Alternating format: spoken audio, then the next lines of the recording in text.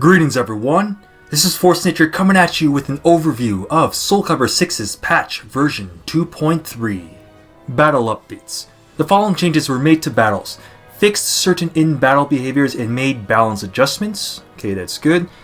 Added Hwang related display effects and objects to the battle screen. The above features can be enjoyed without purchasing any add-ons. Mode improvements and fixes. The following improvements were made. Added new episodes for Mitsurugi and Nightmare to Soul Chronicle. Added 5 bars to the connection status option in ranked matches. Alright, in a perfect world, the only match status that you should be using anyway is 5 bars. And let's see, added an option to set each character's remaining health in training mode. That is actually a pretty neat addition, but is there frame data? And of course, the above features can be enjoyed without purchasing any add-ons. The following additions and adjustments were also made. Added the new stage Multian Pass Ruins, so that is pretty much Hwang's new stage. Added the following 4 stages with set times a day as variants of existing stages. Shrine of Eurydice, Evening, so that's basically Sophitia and Cassandra's Greek stage. Master Swordman's Cave, Evening, so that's basically the Drona's Dojo, the Edgemaster stage. Silver Wolf's Haven, Daytime, so that's Hilda's stage. And the Mirakumo Shrine Grounds at night. So that's the previous DLC character's SETSUKA stage. Here, let me give you a glimpse of the Multian Pass stage. This is Hwang stage.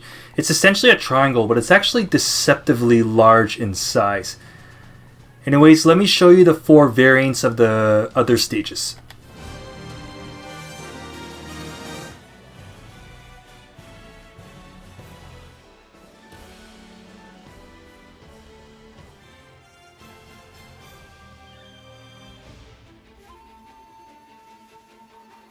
Also, call me crazy and I could swear that the load times have gotten even a little quicker after this patch. Check this out.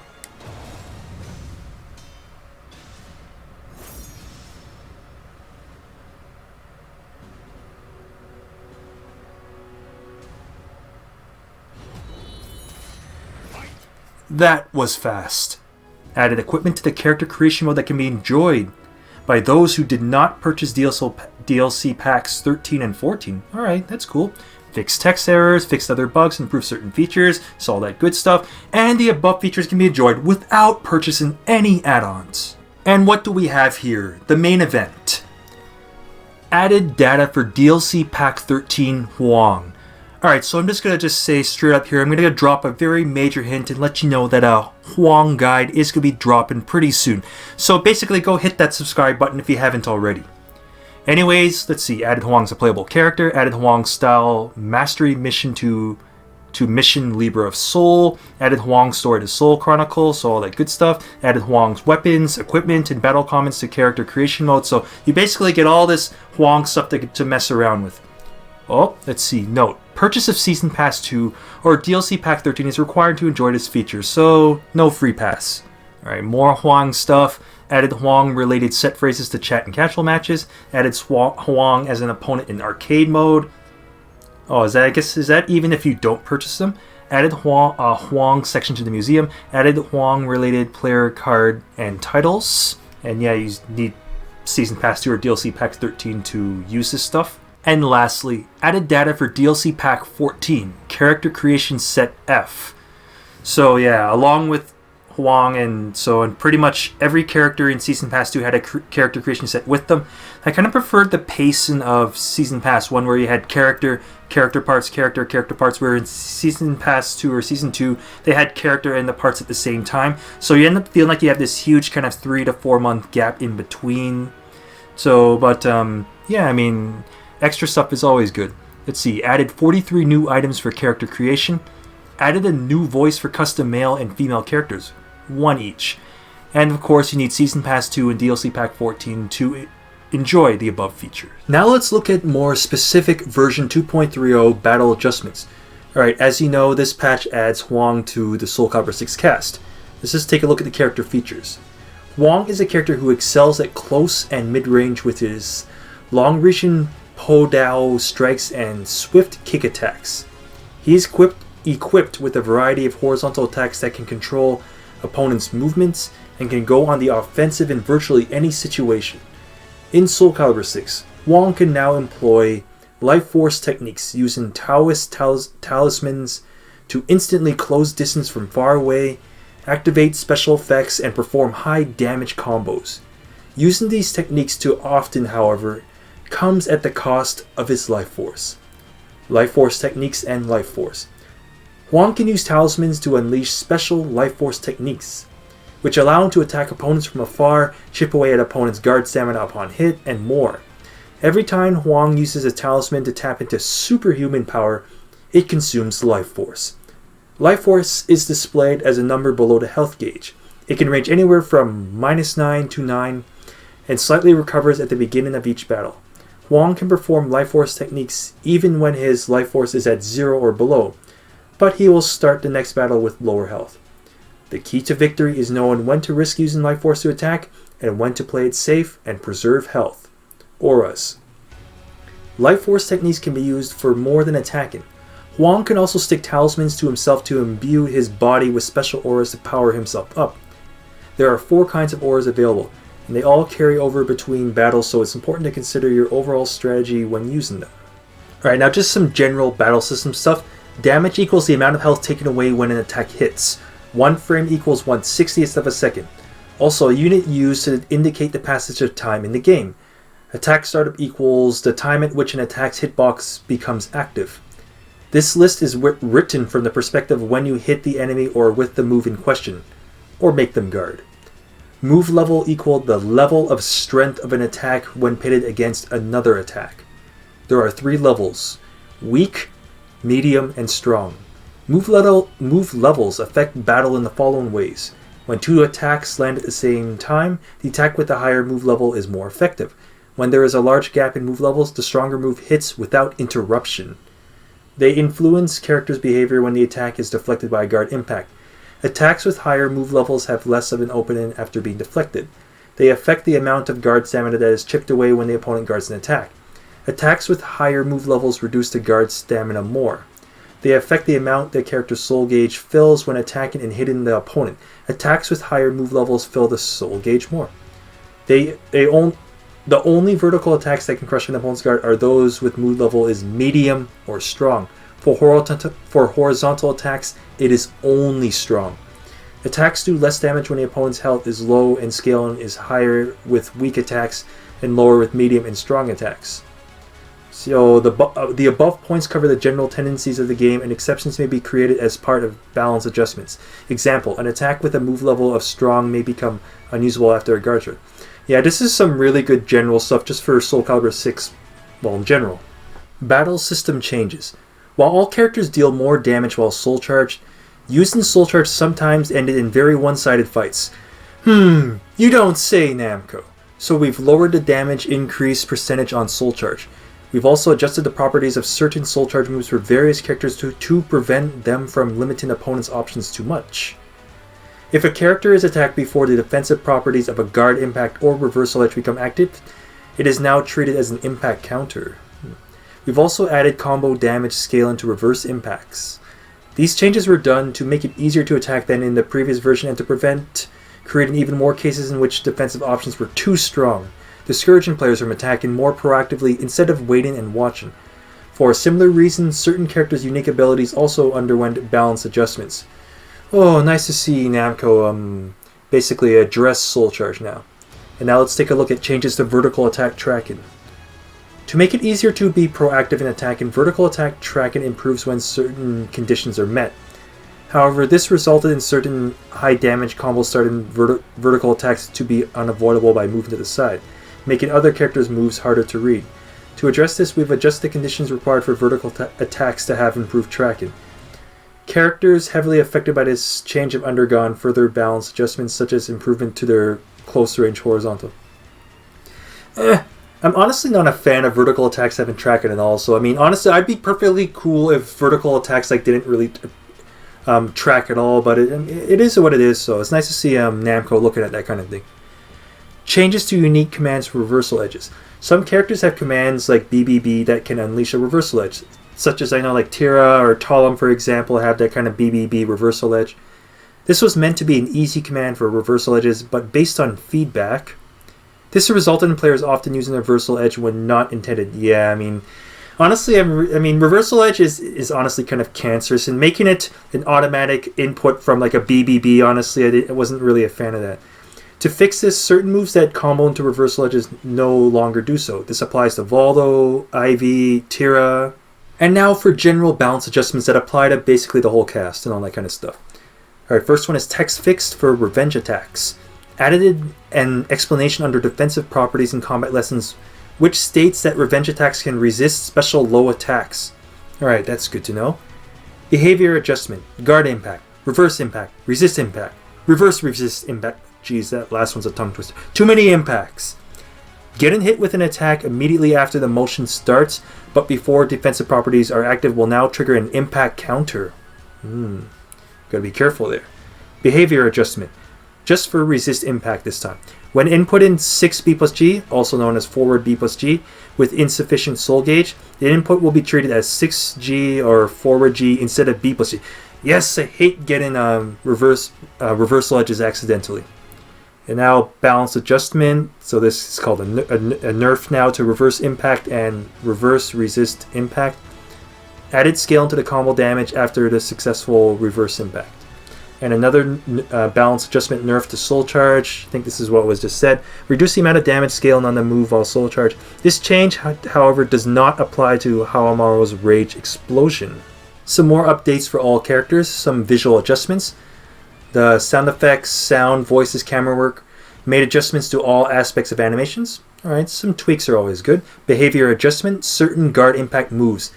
The opponent is no longer treated as being in a crouching state when successfully performing a guard impact move that draws them in. Alright, it's a good tweak. Behavior adjustment, advance input window. Shorten the input window in which advanced input for the next action can be performed after guarding the opponent's attack. Oh, so this is a kind of a buffer change. This change was made to reduce instances in which moves input immediately before the opponent's attack is guarded would be performed by mistake after the guard. Only the attack button input window has been changed. This change was not intended to make complex command moves harder to perform, so directional key inputs remain the same. And reduce the input window in which advanced input for wake-up actions such as a horizontal roll after being down can be performed. This change was made to reduce instances in which wake-up attacks would be performed by mistake. Alright though, so that's good. Especially in like online lag, then you can get with the kind of the way how the buffer window is, you could get unintended inputs, I mean, much more easily than you would like. So it's good that they fixed that. Behavior adjustment, turn it around. Fixed an issue in which it was possible to move or input commands during the opponent's critical edge animation, regardless of whether time was stopped or not. Okay? Behavior adjustment. Certain special behavior exhibited when landing an attack in midair. Characters will no longer hit walls when they are outside of a stage. Well, okay, that's good. This change was made to make it harder for characters to register as having hit a wall and actually coming back into bounds after being knocked out of the stage by an ergo. Oh, that is hilarious. Behavior adjustment. A nerf now for scaling to the combo damage at a lethal hit. If two players' attacks make contact at the same time and the attack's move levels are vastly different, it would result in only one character performing a counter hit, rather than a clash. Lethal hit combo damage scaling would sometimes not apply here. This has been fixed. And now a balance adjustment buff to Perfect Guard. Performing a successful Perfect Guard now slightly lowers the amount of guard stamina lost. This change was made to increase the significance of succeeding with more technical inputs, but without affecting the overall battle too much. Yeah, I mean, like with GIs and Reversal Edge, I don't think anyone really used Perfect Guards that much. And now a balance adjustment. Now it's either neither a nerf nor a buff to Grapple Break. Made the following adjustments to throws with special commands when grapple broken. Increase the stun inflicted on the player who used the throw by 2 frames. Increase the amount of soul gauges filled for the player who used the throw. Increase the distance between the characters after the grapple break succeeds. Command throws are meant to make it easier to go on the offensive when they are grapple broken, but the advantage they had over other throws ended up being too large. We have reduced this advantage. So I guess, for instance, like Ivy's Calamity Symphony has very powerful properties, so we had previously adjusted the move to have the same properties as a regular throw after being grapple broken. This remains unchanged in version 2.30. And now, the nerf to the tracking of verticals. To encourage more offensive playstyles when an immediately preceding attack hits or is guarded and the player is able to move first, some vertical attacks which are performed immediately afterward and meet certain conditions will have improved tracking. These conditions include, has an advantage of 8 or more frames. Does this mean we're going to have frame data in the game, Nanko, so I can tell when that's 8 frames? Number 2 is an upward or downward swing, not a thrust attack. Okay. And number 3 has a startup timing faster than a certain value. Fulfilling these 3 conditions in version 2.30 still makes it easier to make use of vertical attacks without fear of missing the opponent.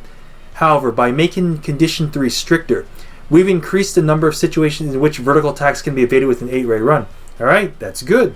This change was made to make mind games more viable in situations where being able to evade seems like a natural choice. I mean, yeah, what's the point of having horizontal attacks if you have vertical attacks that track, for instance? So, yes, bring on this change. And now the nerf to throws. Change the size of the motion when deflecting with a reversal edge to small. This makes it easier for the counterattack portion of a reversal edge to reach the opponent. Okay. And now just a change to a few stages. For instance, the Ostreinberg, yeah, I probably botched that, and my German is not so good. The Ostreinberg Castle, Hall of the Ordained, Astral Chaos, Tide of the Damned, and Apparition of Kaer Morhen. Adjusted the lighting on characters to improve visibility. So, a welcome change then. Alright, I'm just going to let you know right now that there is a tremendous amount of character changes and balance adjustments in this patch. I mean, if I were to go over all of them, it would literally take all day. Like, for instance, Talum alone has 2 pages, as you can see here, worth of patch notes because of the change to vertical attacks has affected her a lot, so she has like a lot of like moves added and all that. But just as for a sample, I'm going to go over just Setsuka's changes. Setsuka is a character who gains all kinds of powerful benefits from successfully performing difficult inputs.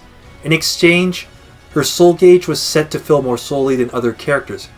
However, her excellent counterattack and guard crushing abilities had her on the offensive much of the time, offsetting her soul gauge weakness. For this reason, we've slightly lowered the amount her soul gauge fills and weakened some moves that were very effective in counterattacking or crushing the opponent's guard. In exchange, we've expanded Setsuka's options by improving 3-3, 6-6, 9-9 B plus KB and her regular throw, and increased the soul gauge gain when successfully performing certain technical inputs. With these adjustments, Setsuka's playstyle should better fit advanced players who put in a lot of practice. And we open up with a text buff first. During Shrouded Sky A plus K, so the training mode only command, added a note to the move list that this move returns to a crouching state. Behavior adjustment, so forward B or 6B, fixed an issue in which this move would knock down the opponent upon normal hit. Okay. Another behavior adjustment, facing away back A plus or 4 A plus G, lengthened the input window to make the move easier to perform. So that's the back turn 4 A plus G throw. Alright, so now we have a buff, 4-4K B6, and this includes 236 version. Improved tracking of the first attack upon counter hit, preventing the second attack from missing. Alright, now we have another buff, while soul charged, 2288 A plus B AA, and this also includes the 236 version. Increased the third attack's tracking. Fixed an issue in which performing the attack at the edge of the stage would push the character's body away from the wall, causing a sudden change in position. Adjusted the move so that the character won't slide under the opponent during an air combo. And we got another buff. So 6B and 6A plus B along with ball crouch and 3AB. So these are all of her kind of special technical commands, and this includes the 214 version from that stance. Now we have, let's see here, 336699B, and this includes the version from the 236 stance. And same thing with the from the A plus B version, and now we have the soul charge, like for instance again 336699 A plus B, which includes the stance version from 236. Enlarged, the attack's hitbox to prevent it from missing at close range. There you go. There's a nice juicy buff. And behavior adjustment now we got a nerf to 1k. Reduce the size of the horizontal hitbox to make it harder to hit the opponent when they're moving to the side. So basically less tracking. And now we got a buff for the exact timing of 1A plus B, 4BB. You know, these are actually can be fairly tricky moves. And these include the moves from the 236 stance, including 4A, 4B, 4K, 4A plus B, and 4B plus K, all from the 236 stance. Added bonus soul gauge gain for successfully inputting difficult commands or commands with exact time. So basically, Namco really wants people to use the difficult commands and to not just go easy mode with the easy commands. But here, let's see another buff here to the 336699B plus KB. The move can now be delayed. Oh my. Change the opponent's behavior when the second attack lands as a counter hit, making air combos possible. Ooh. This was done to expand options from Okazemi, which was slightly limited before, allowing the character to keep an even tempo in offense. And now we got a buff to the A plus G and 4A plus G throws. Increase the amount of soul gauges filled. This was done due to the difference in properties between this move and command throws that have greater base damage and a greater advantage when grapple broken. And now we get to see how Setsuka gets whacked with the nerf bat now. Alright, the first nerf is to 214, or is the quarter circle back, 214 A plus G. Added scale into the moves and combo damage. Next nerf, the amount the soul gauge is filled. Amount of soul gauge gained when using attacks taking damage from the opponent's attack and performing on Yukemi is universal for all characters except Setsuka, and this has been decreased even more. And now, next nerf, 3B plus KB, decreased the move's base damage. No change was made to the while crouching range. So again, a nerf to the easy command, to the easier command. Now let's see, while crouching 3A plus BA, and this includes the version from the 214 stance. Change the opponent's behavior when the attack hits in midair so the move can no longer knock them out of the ring. And now during Wings of Heaven B and during Wings of Heaven with Wintry Reflection Complete B, decrease the move's base damage, decrease the length of stun inflicted when the attack is guarded, decreased by 2 frames for regular version of the attack, and 4 frames for when Wintry Reflection is complete. And now the last set of nerfs to 44B plus K with Moonlit Reflection complete, 44B plus K, and while Soul Charged, 44B plus K. Increase the opening after the attack by 4 frames. Reduce the distance between the character and the opponent when the move is guarded. Change the opponent's behavior when Moonlit Reflection is complete, and the attack lands as a normal hit at a distance so that they will not be knocked down. Increase the amount of soul charge time consumed while soul charged. So basically, for Setsuka players, Namco doesn't want you to really abuse the easy commands, and they don't want you to be too obnoxious on offense, so they want you to have more of a balanced playstyle. But basically, if you want to be a Setsuka main now, you gotta learn how to do the technical commands now. Alright, thanks for sticking around for this video for me. I know that this was a mouthful, but this is a surprisingly major patch to close out Season 2. The question now, of course, is will we get into Season 3? I've been seeing some sort of kind of conflicting information on that, but I'm still keeping my fingers crossed that yes, we are hopefully getting a Season 3. Anyways, this video is endorsed by Smart Esports and Trollcoin. And as always, if you like this video, smash that like button. If you didn't like this video, just hit the like button anyway, and don't forget to subscribe for more juicy fighting game content. And of course, I just dropped a very obvious hint that yes, look for a Hwang guide very soon. And I've also done character guides for essentially about 2/3 of the SoulCalibur cast right now, so got most of them done now. And I also want to take this moment to thank my premium top tier fighters for their continued support, which I always do appreciate. If you'd like to become a premium top tier fighter yourself, click on the Patreon link down below. Anyways, this is Force Nature signing off. Thanks for tuning in, and I will see you next time on Top Tier Tips.